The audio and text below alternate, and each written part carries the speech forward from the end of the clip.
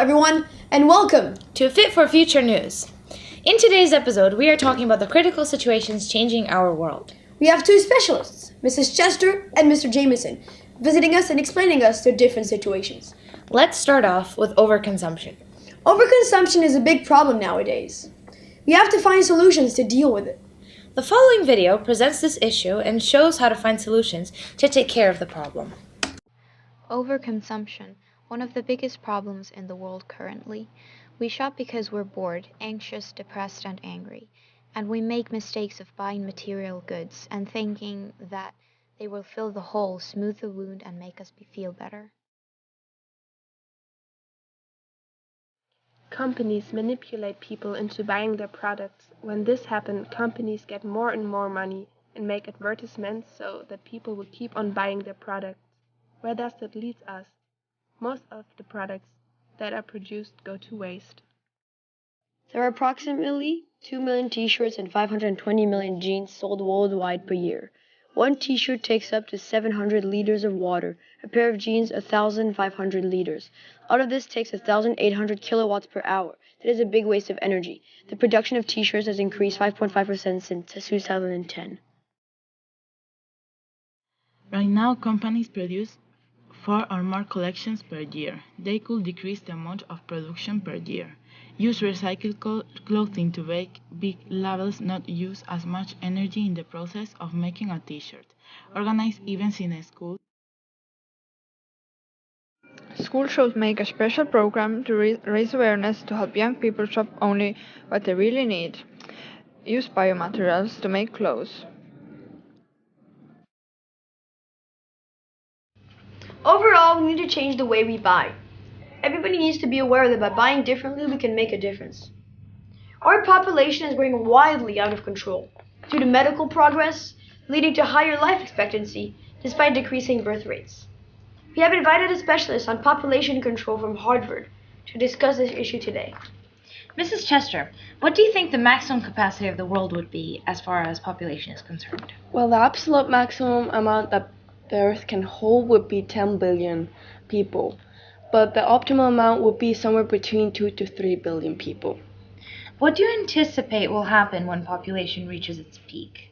Scientists in my field believe that we will reach 10 billion by 2050, but that can also lead to water shortage, civil wars, terrorism, hunger, and so on. What do you think could help prevent this problem?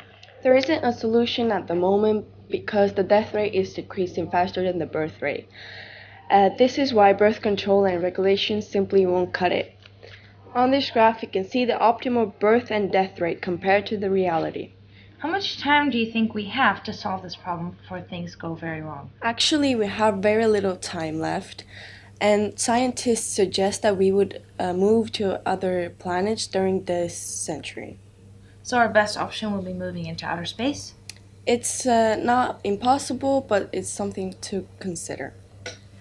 Thank you, Mrs. Chester, for visiting us today. Stay tuned for more news. Now we're back to talk about the zero waste concept. A simple definition of zero waste is the action of sending nothing to the landfill, incinerators, or the ocean. People reduce what they need and try to reuse as much as possible. The main goal of it is to move to a more circular economy where there is less and less waste. Instead of wasting resources, we could create a system where all resources can fully go back into the system or nature. Now we are going to see an interview of Renata, who lives according to the zero waste concept. Those zero wasting actually mean not wasting anything for you. Even for those who are into it, seriously into it, it's hard to not produce anything. And so zero wasters are known for collecting a jar of rubbish in maybe 4 years or maybe 1 year, and that's the only trash that they produce. So they still produce something, waste. Kamikatsu was the first municipality in Japan to promulgate a zero waste policy. In 2017, residents sorted waste by 45 types and managed to recycle 81% of their initial waste in 2016. This waste station is a center for interaction across the region. Concretely, sorting boxes are lined up by resource type at the waste station, and displays show which materials are recycled where into what. There are also shops where you can buy second-hand clothes. To conclude, we can say that Kamikatsu is an example today of sustainable development. If all the cities work like that, the planet will be better and lots of pollution problems will be solved. We don't have to follow the Zero Waste Project at 100%, but we can study it and adapt it to our societies. Here's what some call the 5 R's of waste management. Refuse what you do not need, reduce what you need, reuse by using what you have, recycle what you can, and rot the rest.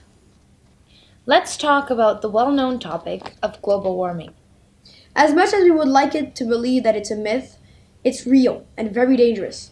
First off, a bit of information about global warming. Global warming is an increase of Earth's temperature attributed to the greenhouse effect that causes serious problems to the Earth's life. For example, increasing sea levels. The greenhouse effect is defined as when the Earth's atmosphere becomes enriched with gases and substances, which are made of little particles that trap the sun's radiation, making the Earth warm. That is why we actually can live on this planet. But if there are too many gases caused by, for example, emissions from traffic, factories, or volcanoes, the world gets warmer, so the environment has a serious problem. Now we come to the Paris Agreement.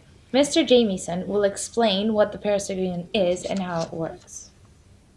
The Paris Agreement is an agreement made on the 12th of December of 2015, signed by 196 countries of the UNFCCC, with the aim of protecting the climate in succession of the Kyoto Protocol by keeping the global warming under 2%.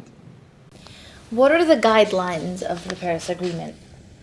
The new guideline is made to try to help the European Union to reach the goal of the Paris Agreement by reducing the greenhouse gas emission between 80 and 95% by 2050.